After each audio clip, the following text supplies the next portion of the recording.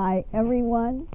Well, last Wednesday I had Fluffy on the right to show you how his hair is growing out, and I couldn't get Chocolate because Chocolate was making a game of it, but I have both of them tonight.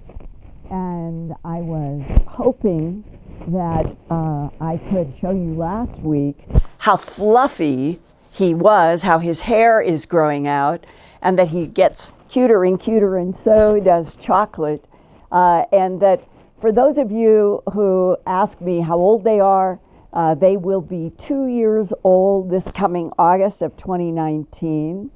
And I think of so many of you often who write to me, and that there are so many people you realize, like myself with Chocolate and Fluffy, who feel like that the cat beings are like beings, and they are as interesting as human beings, and that they fill our lives with love and lots of laughs.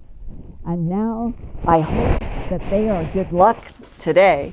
I'm going to put them both down. Maybe they'll climb up on the bookshelf. But we are at the week after we had so many problems last week with a live stream, and we just got through talking with a very, very professional computer tech. We went through all kinds of exercises. I've been talking with people all over. How could we end up with what looked like a good live stream that could be 35 seconds out of sync? And the other part of this was that last week, that what I wanted to share was Fluffy, and then I wanted to do a tribute to my dear friend and colleague, Stanton Friedman. And that it was heartbreaking to learn the next morning, because we only knew about the live stream and we thought everything was fine, that all of the Fluffy segment, and then a second one where I was talking specifically about my friend Stan and how strange I got the words out before something took a whole segment of the live stream recording, that it was so almost like making me wonder, was it Stan's soul coming back to me, or coming to link up with me to say hello, as if it knew that there would be just a few days later, 10 days later, that he would pass. And that this sharing of these strange rhythms and patterns in life that some of us we sense, but we don't know what's coming.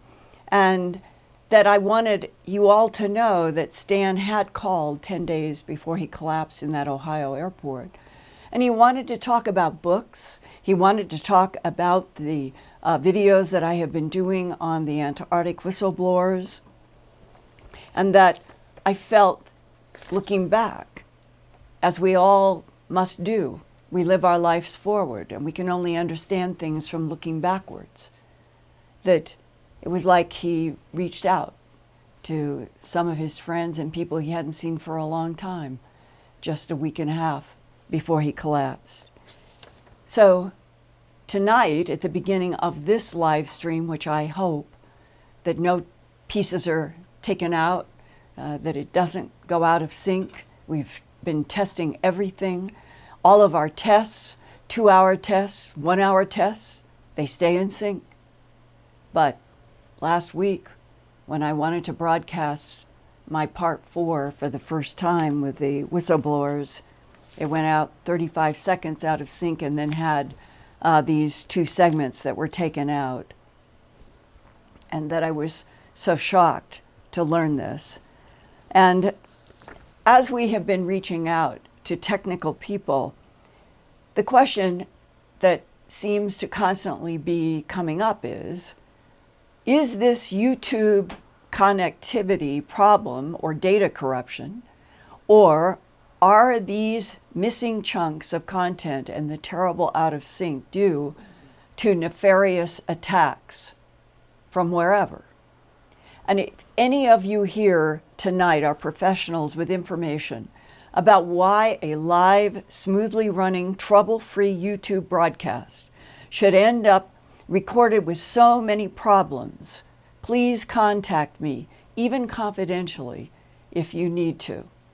Because it seems to me that part of this question, why would there be so many problems when I'm trying to share something that's in a whistleblower category? And who would have that ability if, in fact, that is what is behind the terrible attack on my May 15th YouTube after we did a very nice, very smooth live stream? I would like to understand this more. Now, we left up the first recorded live stream with the missing content and so badly out of sync because within only 2 or 3 hours, it had gone to 25,000 views. And we checked today, and it is now, I think it's 45,000 now. So people have still been looking at that out of sync first May 15th. But Brad went to the live stream that was recorded and downloaded a second copy, went through and tried to sync up and fill the holes so that we could have at least a more viewable tape or a recording there. And it now has 40,000 and some views. So in a week, it's very comforting to me to know that 85,000 and counting of you are seeing part 4 with or without all of the sync problems. And I wanted so much to be able to have you be able to see all of the 4 parts in my Earthfiles YouTube channel as a center for the work that I'm going to do.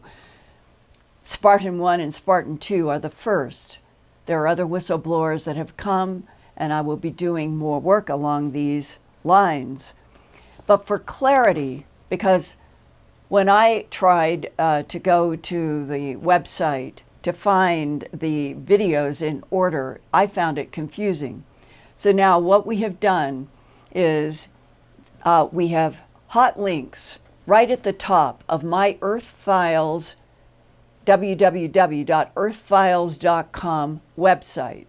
If you go there, there's that photo of me with chocolate and fluffy, and underneath is a hot link to my playlist at YouTube, and then it shows and has a hot link for each part 1 and 2 on February 20th, part 3 on April 3rd, and the new part 4 from last week on May 15th. All you have to do is click on those, and they will take you to 1 and 2 are together, and then part 3 and part 4. I also wanted all of you who are going to be at Contact next weekend, I want you to know that on Saturday, that's June 1st, between 10:30 and 12:30, those 2 hours, I will be doing a special workshop. They have entitled it Military Whistleblower Describes Huge Structures Deep Under Antarctic Ice. And that will be on a nice big screen and high resolution digital projector. I will be going through all 4 together with my comments, my introductions, in between comments, and close comments. And part of that 2-hour workshop will be additional information that I have been receiving from other whistleblowers that are supporting what Spartan 1 is saying, and that I am learning other whistleblower accounts. And I will be sharing those in the Contact conference. And that includes on Friday, May 31st, I will have a 90-minute lecture at Contact from 2:15 to 4 o'clock in the afternoon. And there I will be unfolding whistleblower information that has been specific to Antarctica. And this is also where I'm trying to go through Antarctica's strange evolution from being a tropical continent for maybe 70 to 100 million years. And then, 34 to 33 million years ago, it starts piling up 1, 2, 3 miles of ice. And the truth is, there are hypotheses in science, but no one really has definitive answers to what exactly has caused this in Antarctica. So now, let's pray that this live stream tonight goes well and records without any problems, because here is my stopwatch, just like 60 minutes, tick, tick, tick, tick, tick. And I've had this stopwatch since I worked at KNBC in Los Angeles, back right out of Stanford University. And I was given this stopwatch by a producer as a gift at KNBC when I started my own news and TV production work there. And this is the same stopwatch that I've had all these decades. And when I hold it in my hand, it is this feeling of a connection to everything I've done, from animal mutilations to human abductions to medicine to science to environment and all of these programs.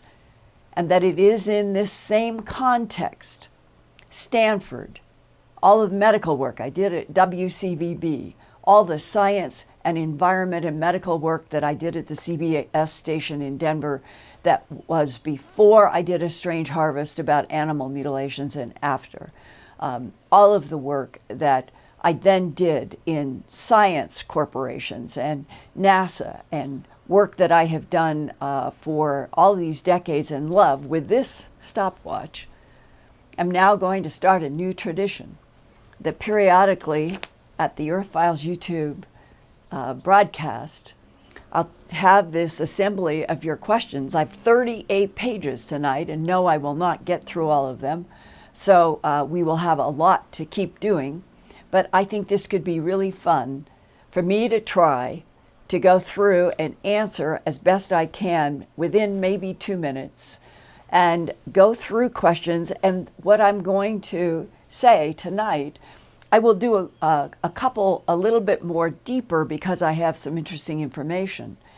But I will at least scratch the surface on some, with the idea that we can come back to some of these subjects, and you can guide me. You can, as we go through tonight, you can say, let's do more on these subjects. And that as I was preparing today to do questions, I thought, I have done in-depth Earthfiles.com reports on so many of these questions, that what I'd like to do is start braiding from my report, so that you can see reports that you can go to at Earthfiles.com that go very deeply with photographs and maps and diagrams and audio. There's MP3 audio and a lot about some of these subjects you're asking me about. So let's go. First question is from Jeff Williamson. He says, everyone is talking about 2020. Is that when disclosure is supposed to happen? I'm starting. Well, Jeff, I think we're hearing about 2020 because it's the beginning of this next decade. And it is hard to believe that January 1st, New Year's Day, is now only 7.5 months from now. A decade ago, I was told by a trusted Washington, D.C. source that the date for the big "We're Not Alone in This Universe and Never Have Been" headline was going to come in 2018, a full 10 years, back in 2008. I was told that one of the reasons that 2018 would be the date that we would get this headline was that our government was concerned that something unfriendly out there in the cosmos that's been on Earth before was going to come back, and humans needed to be made conscious. So whatever happened, the return would not be a complete shock to the human civilization. Well, Then came that New York Times headline on Saturday, December 16th, 2017, of the infrared FLIR gun camera frame of a UFO filmed by Navy pilot David Fravor. And it was called the Tic Tac UFO because it was oval and it was all white. Well, that was followed by 2 weeks of TV interviews all over news programs with Pentagon retiree Luis Elizondo and others collaborating with Tom DeLonge, musician, and with Blink 182, who in 2015 founded To the Stars Academy of Arts and Sciences, known as TTSA, in order to study the whole issue of UFOs and extraterrestrial life. Well, I thought that New York Times headline was setting up exactly what I had been told in 2008, that it was all going to crack open in 2018 because of other pressures. Well, right now, we're still waiting. My bottom line, and I'm up to 2.5 minutes, is that I hope we get the honest headline this year or next year, which would be 2020. For all of our sakes, because humanity is weakened everywhere by always being lied to by power brokers that I personally am convinced are both human and non-human. As controversial as that may seem, I'm pretty much convinced that's a true statement. Now, I did that one in just about 3. I'm going to go back, start to 0, and I'm going to start this after I pose this next question. It's from Maria de Villiers. Hi, Linda. I'm a South African, and I love your channel and find it very interesting. As a South African, I would like to know if anything related to your content takes place or directly impacts my country of South Africa, as no one here seems to mention it ever. Okay, I'm starting my stopwatch. The first thing that I would like to tell Maria and everybody is to go to my August 30th, 2011, Earthfiles.com, Part 1 Nexus Conference, Speaker's Passport and Visa Confiscated. It was a real event that I was supposed to meet an intel agent from South Africa there at that Nexus conference. And I was there in July of 2011. And the background was that the intel analyst that I was to meet with had been working from 1994 to 1999 in South Africa, in Johannesburg, with, quote, an associate organization which could be RAND Corporation that we know in the United States. Whatever its real affiliation, it had access to an underground CERN-like secret atomic particle collider facility that had been built allegedly, secretly, in South Africa, and that the location was allegedly still classified. And during those years of 1994 to 1999, the researchers, which included this analyst, who I learned later did work for the CIA and then was, his mission was in South Africa, that the researchers, including the CIA analyst, started receiving computer communications from what they called an entity, capitalized, who claimed to be from a parallel universe or dimension or timeline to this universe and where we are on a timeline. And we could call this a dimension.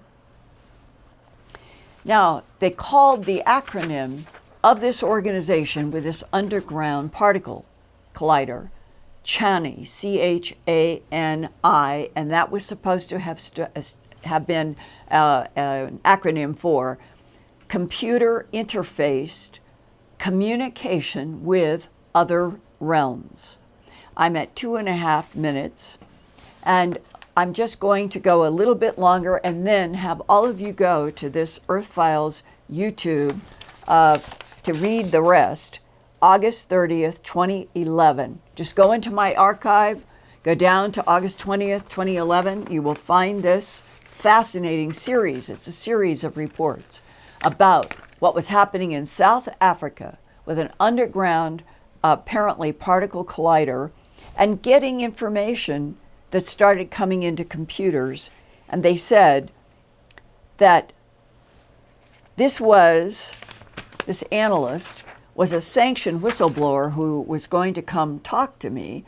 And he was using the word acolyte and had been talking with Duncan Rhodes also at Nexus. And that's why we were all going to meet at the Nexus conference. Now, what happened when they started getting this download of information into computers in South Africa underground goes in transcripts at my Earthfiles report in 2011. And I recommend that you go to it and start reading. And then if you have specific questions about any of these Earthfiles reports that I bring up, then we could talk about it, your questions. But what I'm going to do now is go to question 4, and I'll start the clock again. Linda, great show. This is about last week. Love your work all the way from Australia.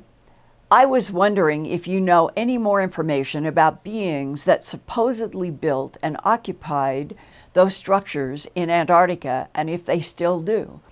And also, are you aware of any classified or just strange phenomena regarding UFO ET at Pine Gap or in Australia? Now, I did a search. I'm going to start. I have done so many UFO reports about UFOs in Australia, animal mutilations in Australia, about Pine Gap. The National Security Agency owns and operates the Pine Gap area by treaty between the United States and Australia going back, I think, to the 1950s. And we have a big installation there that clearly is involved with various things of, I think, of a non-human ET nature. And what I wanted to share tonight was I got to meet the geophysicist Shoemaker, who was studying the moon and was the lead scientist on what is known as Clementine mission. If you want to read about something fascinating, do a Google search on Clementine. I've also done a lot of work at Earthfiles. And it was allegedly on a goal to photograph every square inch of our moon, front, back, North Pole, South Pole. And I met him at University of Maryland in Baltimore, at the Institute there, when there were a series of asteroids broken up coming in to collide with Jupiter. And I was there for the very live, they were covering it. There were scientists there were reporters from the New York Times, the Washington Post. I was there covering and did audio for Coast and Dreamland and a whole lot of different things that I was doing. And that's how I got to meet Dr. Shoemaker. And I asked him a question. I said, "Sir, is it true that in your photographs in Clementine that you have photographed alien structures on the backside of the moon?" And he was jovial and talking and wonderful. I really liked him so much. And he just went silent. His whole face, his whole demeanor changed. He says, I can't, and he made up an excuse. He didn't even say, "I can't talk about it." It was something else. And I knew this had really triggered something. In the months after the asteroids slammed into Jupiter and he was there at that exciting when they broke out champagne and everything about this extraordinary event in the solar system and that strange moment with him. I was so stunned when there was a news headline only months later that he had died, and it said a one-car crash at Alice Springs in Australia. Pine Gap and Alice Springs are right together. So he was down there, must have been on Clementine work. And I've always wondered, if they were photographing every square inch with really high resolution, because they were looking for something in Clementine, specifically on the back side of the moon, because there have been so many other sources that have said, yes, we have knowledge that there have been ancient alien structures in the backside of the moon. I wonder what happened, and how do you get in a one-car accident in Alice Springs, so remote and so rural? It's always haunted me. So that's the answer to, again, too long, but I think that Pine Gap and Australia have been a key for so long in this whole issue of our interacting with other life forms in the universe that are interacting and possibly based here. Now, I'm going to go to, I'm having a hard time staying at 2 minutes. Here is one that I will try very hard to stay within 2 minutes, but it opens up a vast universe. How does this is from Arthur Ross.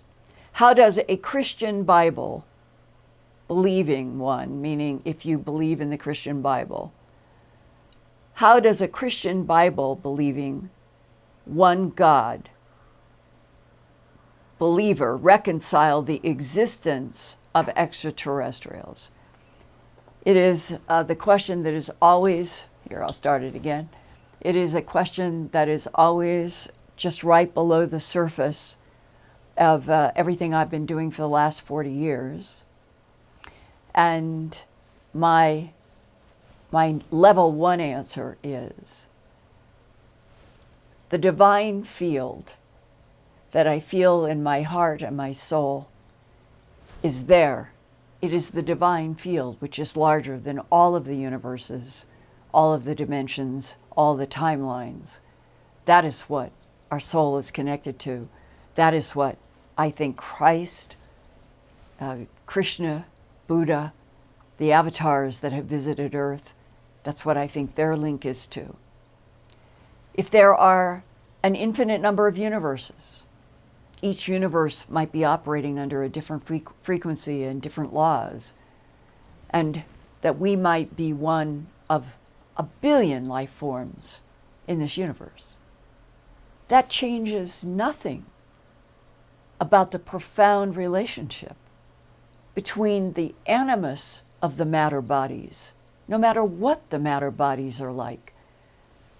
If they have a soul, it's the soul's connection to the divine field that gives us our energy, the dynamo that runs us.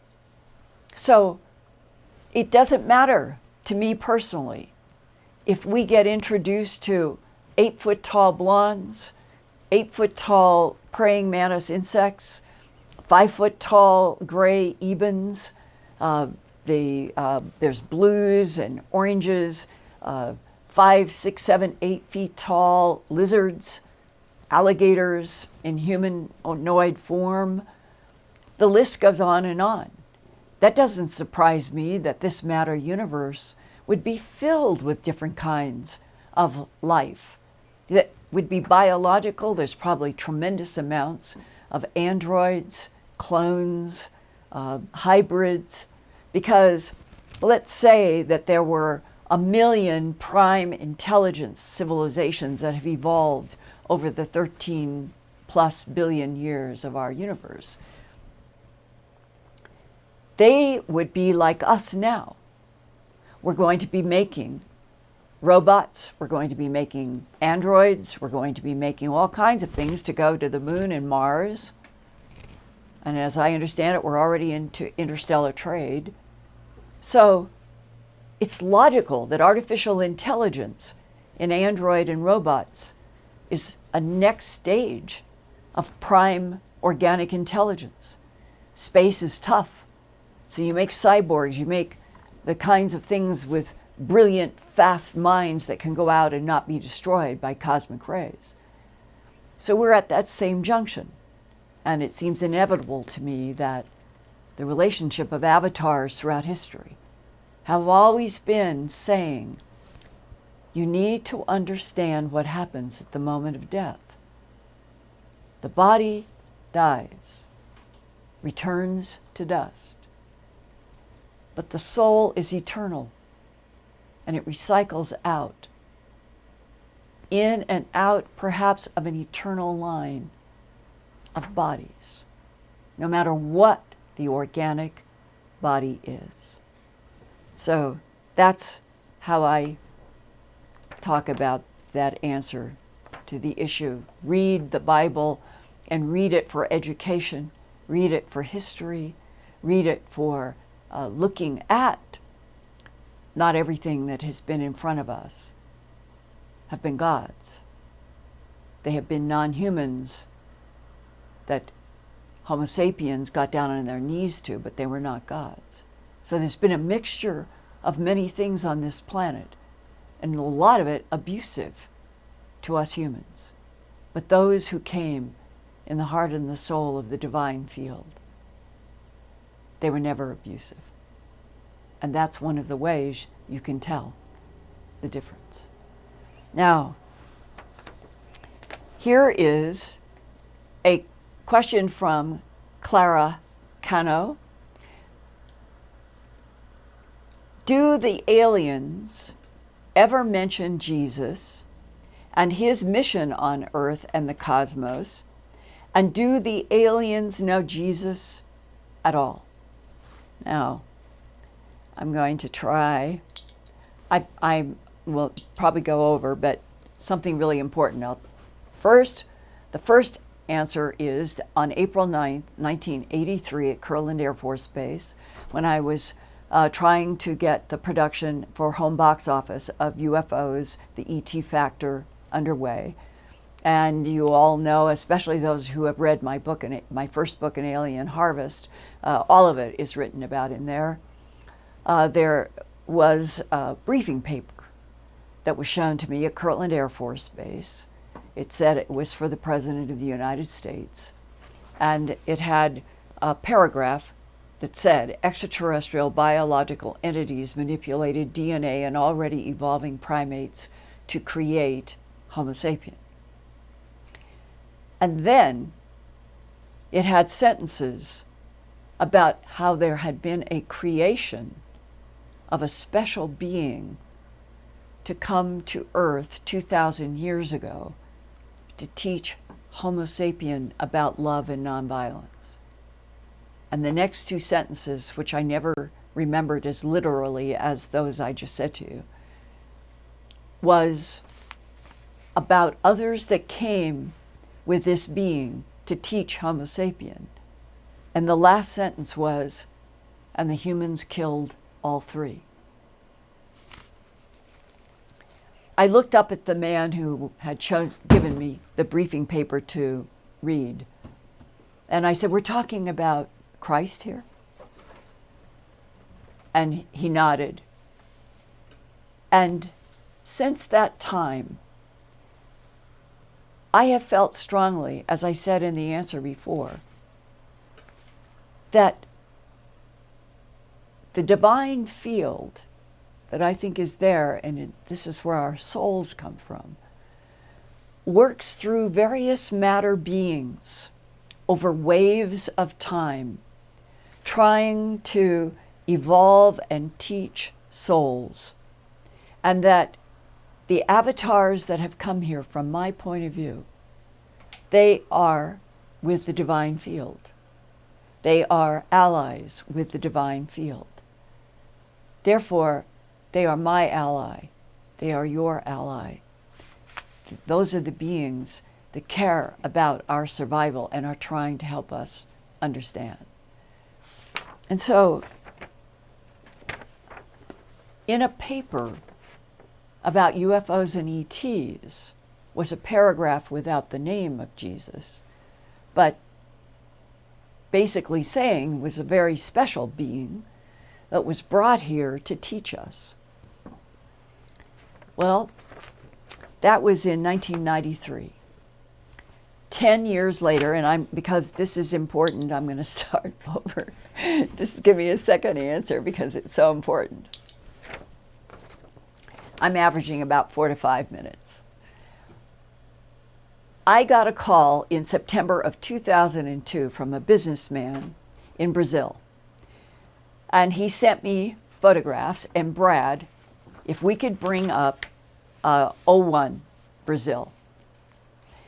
This is a map that shows Mato Grosso. This is a state in Brazil, and these are directly from my Earthfiles reports that back in 2002 and 2003, we were working only in 72 DPI. Today we get to work in glorious, huge, beautiful images. But I'm showing you right out of my original reports.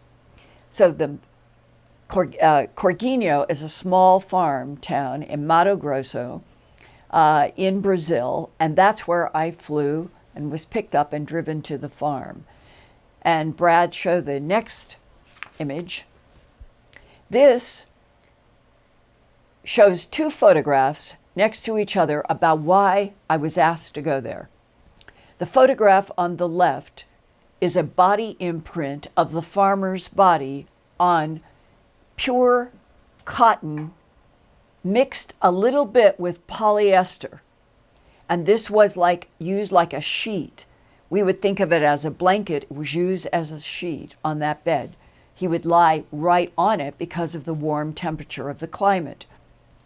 To the right is the same body, but up in the ceiling, and that he, Uringer Oliveira, the farmer, told me in great detail about how he had been lying on his bed to go to sleep just for a nap. An orchid, fuchsia, magenta kind of light filled the room. He remembered that. Then he was paralyzed, and he is this glowing magenta light comes down on him on the bed. He was totally conscious. He is taken up in the magenta light. He's totally conscious. And he said when he got to the ceiling, he didn't know that he was leaving the scorch mark on the cotton sheet. He did not know when he said, Linda, it felt like 1,000 feathers tickling my body, that it was leaving the imprint going through the ceiling. He was totally conscious going out of the ceiling.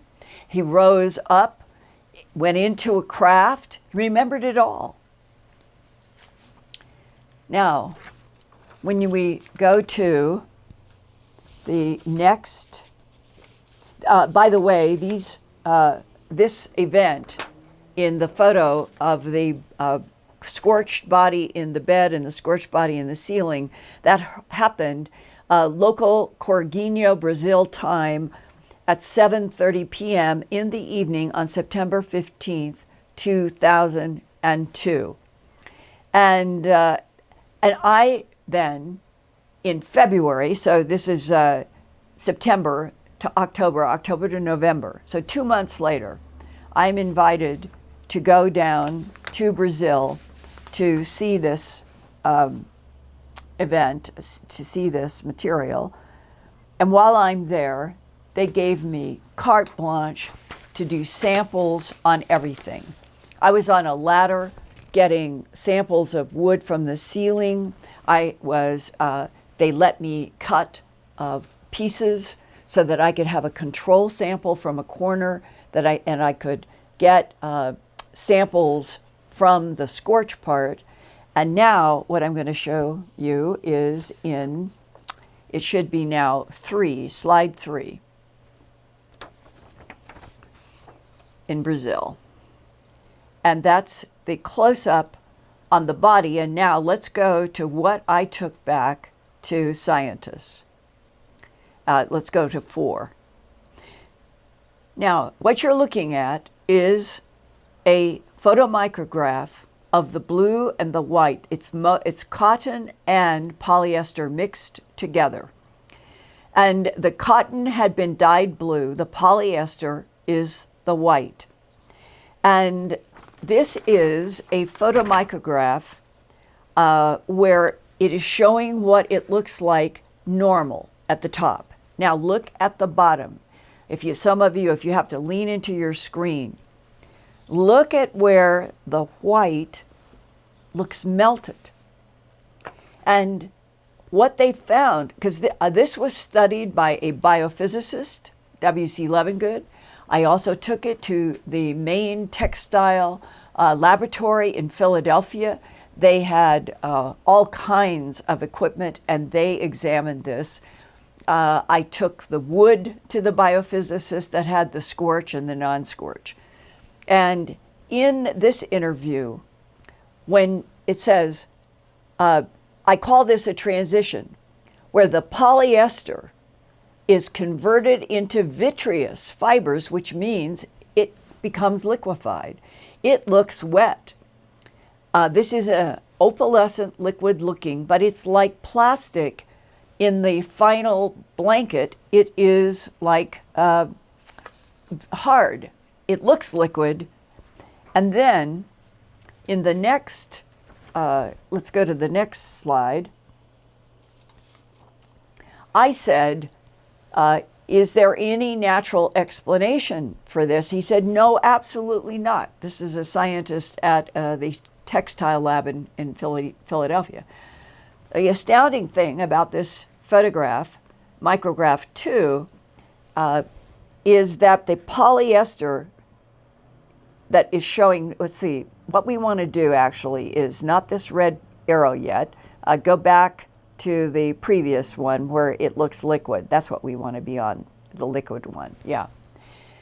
The astounding thing about this photograph, photomicrograph 2 at the bottom, is that the polyester fibers are completely transformed from looking like a bundle of fibers, which they were. Each thread we are talking about here is roughly a little over 0.4 millimeters in diameter. The fibers themselves are down in the micron region of 1/1000th of that size. That's only 3 to 4 microns. Each thread is composed of probably several hundred fibers. The same is true with the cotton, and they are roughly the same diameter fibers. But look at the difference between the polyester melted and the cotton. The cotton is able to take a higher temperature. And then I said to him, well, we know that polyester is listed in the Condensed Chemical Dictionary as having a melting temperature of 500 degrees Fahrenheit, and that cotton has a scorch temperature of 300 degrees Fahrenheit. That is a difference of 200 degrees. And in this photograph, it looks as if the polyester threads have melted and the blue cotton threads seem untouched. And the scientist says, that's right. There is that difference of 200 degrees Fahrenheit, and the cotton threads are totally undisturbed. And then now let's go to the photomicrograph with the red arrow, because that red arrow is pointing to polyester fibers that were inside one of these vitreous liquid threads. And he said, this suggests that a change occurred in this material at the molecular structure of 3 to 4 micron diameter polyester fibers, and it never affected all of the fibers at once in the same way. Everything was changed at a molecular level where the body was lying. So I took 8 minutes on that one. But now, because this is like I'm dividing these questions up, the next question that you all would be asking, who took him? What was this interaction with? So now let's go to the next slide and the next one. Here is who Uringer Oliveira drew, was the being that he was face to face with on the craft when he was taken. Now, not only was he taken in September of 2002 in that kind of ultraviolet magenta light and was conscious throughout, and conscious with these beings that stood about 6.5 feet, maybe 7. He was short. He was about 5'4", and they were taller. This is his drawing. When it got to be about and we can come back if you want to me, because what I'm going to tell you that ties all of these together. That's why I am feeling like I'm still legitimate in my going through several questions of who, what, why, and all of this related. On the second to last night that I was there in Corguinho with 2 Portuguese translators and this farmer, this is when he went through 5 abductions. He was always conscious, and they were always the blonde, and they were always communicating to him about problems on your planet. And he always had the impression that these blonde beings were trying to help some humans, but especially the planet. And he is the farmer who told me that in those communications with those blonde beings, and let's go back to the photograph of the illustration, that it was these beings that communicated to him, always telepathically, that what we deal with as the Christian Bible were efforts for there to be scientific expeditions to this planet Earth to help us. And that these blonde beings were somehow associated with the being mentioned in the briefing paper, not by name, and that our Bible was written about, was here as an avatar to try to help our planet. Now, if you just take that as the landscape of a possible relationship between beings, some blonde, some white, some all these other descriptions, but these specifically, that the tall blondes in the history of Earth have always been in kind of that category of angelic. And maybe they have never been angelic. Maybe they have been non-humans associated with science projects trying to help Homo sapien sapien, or Homo sapien and Neanderthalensis and Denisovans going back and back in time, but that all of this is some kind of a laboratory on our planet, and that there are beings who care about us, and they care about our survival, and they care about the survival of Earth, and whether it's this one or others. I really am trying to understand what the truth is. And I feel deeply that if we were in a universe that was cruel all the way through, we would never be here. Our cats would never be here. Avatars would not come visiting, trying to teach us about what really happens at the moment of death, and that we have souls that recycle. And that's why, to a lot of your questions in the 38 pages, how can I possibly stomach going into animal mutilations, learning that it is extraterrestrials, and then human abductions, and then that there are all these different types, and that the government has kept it covered up since World War II or before, and that we still in 2019, I'm waiting impatiently for that headline, "We're not alone in this universe," because that is the crack in all the lies. Lies are not telling the truth. That's why I use that word. the truth is not fiddled with. The government guys will defend themselves and say, well, we're protecting people. And that is an argument that will probably rage in the halls of Congress when we finally get this headline out. But one of the reasons that I'm doing the YouTube channel and want to keep taking your questions is that I feel so strongly that all of us need to be trying to deal with the actual truth and not the homogenized or deflective or that's hubcaps or weather balloons. We're trying, you and I and others, we're trying to deal with what is really going on, because a lot of you are really affected by this phenomena, and I would like to understand why. So now, it's almost like, and I'm sure Lori and Michael are saying, where is her stopwatch? Which I'm having such a hard time saying. I wanted to at least go into some of these a little more in depth at the top and persuade, hopefully, a lot of you to go to Earthfiles and look at, I'm coming up to 2,700 in-depth reports that go into so many of these questions in depth. So that's why I always have this huge backlog in my mind at questions, and I'm going to have to learn how to try to answer more quickly. So now, I'm going to go to another question and try to make this my first one to say at 2 minutes. This is from David Land, and he asks, Linda, why don't whistleblowers go to the news?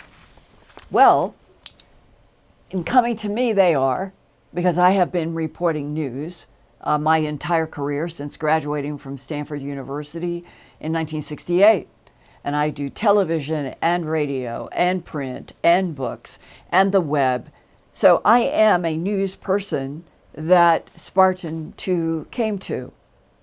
And then eventually it took 2 years to get to Spartan 1. Over that period of time, I was introduced to another whistleblower who has helped me immensely, but is not on video because it is very difficult.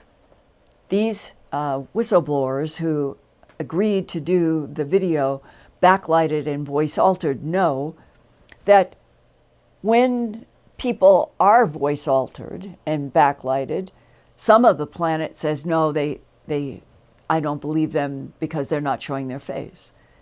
Well, I've struggled with getting Spartan 1 and 2 into these 4-part videos, and it is now 3 years since I first met Spartan 2. It is so difficult, and why are they coming forth? This is a question that I'm asked a lot too. They felt in their work that they were exposed to, like Antarctica, that all the artifacts under the deep ice in Antarctica, if they are 34 million years old or older, what possible reason could any surface life of human authority and power brokers have for keeping all of humanity away from that truth? And you can add on to that, these are men, noble in many ways, Spartan as they compare, and why they choose that name, the Spartans, the great, great, noble warriors. They see that they have helped our country so much.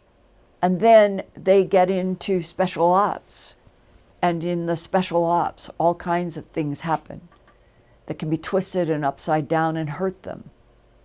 And I think that some whistleblowers feel that they gave everything for the United States. And then they get hurt. And they see injustice. And they understand the truth that we are not alone in this universe. It is teeming with consciousness. And a lot of it has been here in waves of time, long before Homo erectus stood up. And we have to get that truth out. So God bless the whistleblowers who feel it is their duty, just as it was in war. It is their duty to try to reach out to some of us who have audiences, and that they're trusting that I will take that material and I will try the best I can to work with it credibly without violating their requests for anonymity. And I say that to everybody, anybody watching.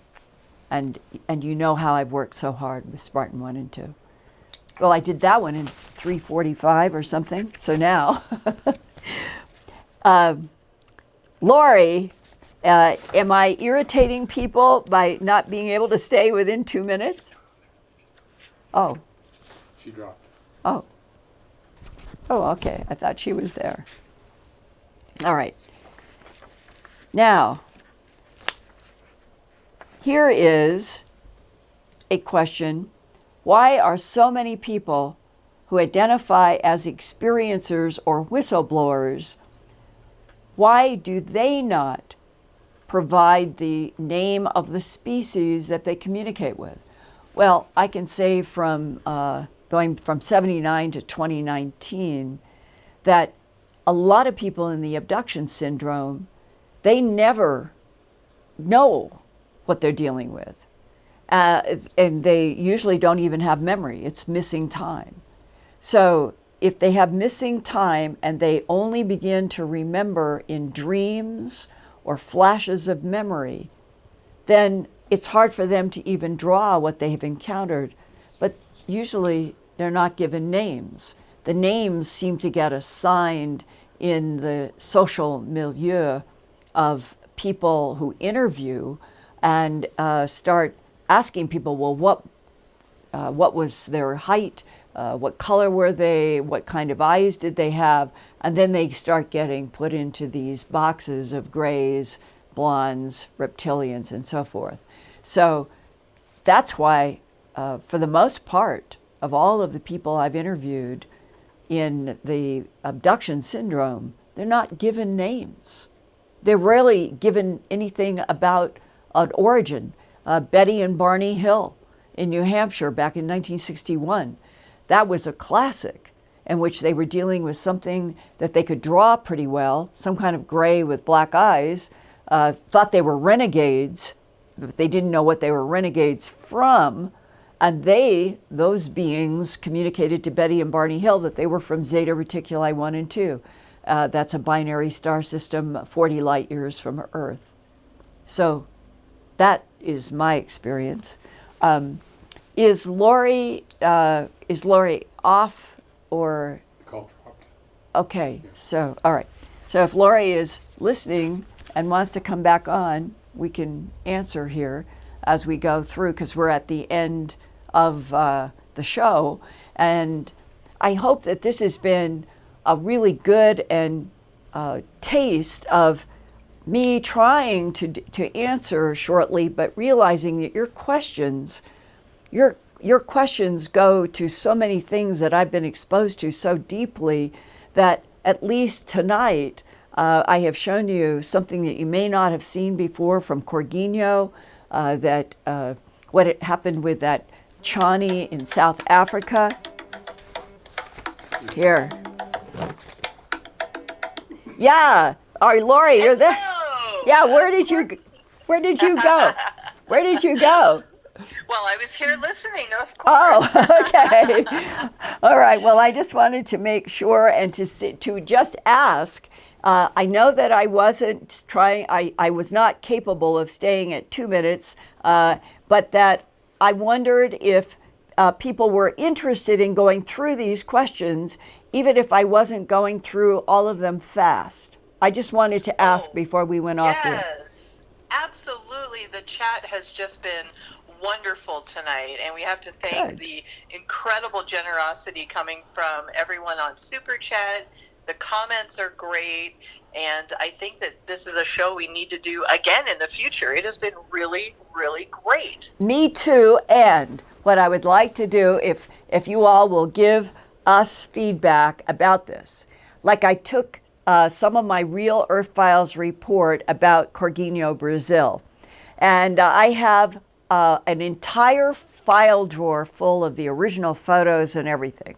That it is something that I could go and make the big photos to show you some of this.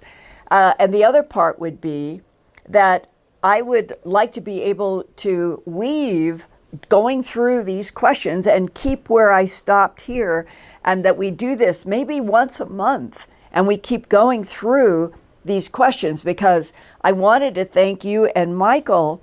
These 38 pages, I knew I would never get through more than where I was, but you all, this is 38 pages of absolutely stunning questions, and we could do a show on 3 or 4 of them, and that we go forward with the idea that maybe we do this once a month, and that I will bring images and science material that I have from Earthfiles into these Q&As like I did tonight, if people thought that was interesting.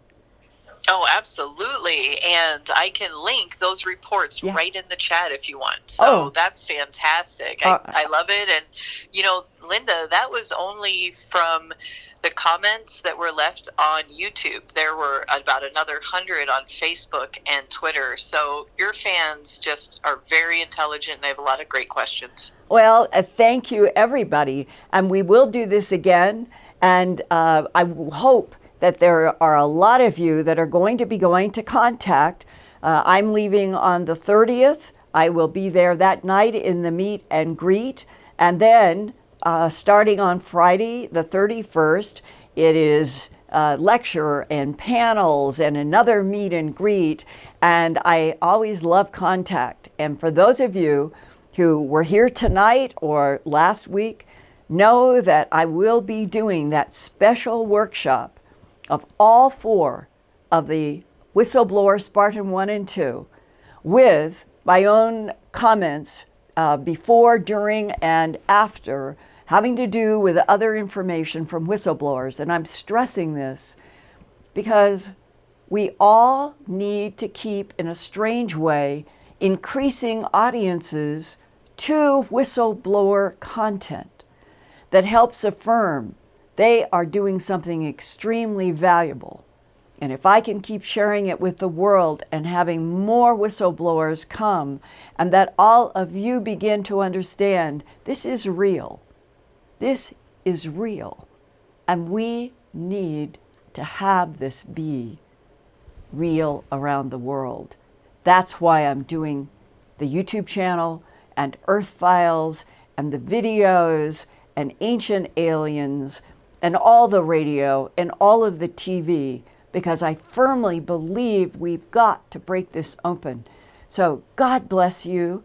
I love all of you, and we'll see you next Wednesday, and Lori will announce in social media sort of what the take might be next week, which I will tell her in 3 or 4 days, because I've decided there's so much news coming so fast all the time, astronomically, UFO, everywhere, that I ought to make up that decision probably no later than, or no earlier than Monday of each week. So that's why, look for headlines, sign up, subscribe.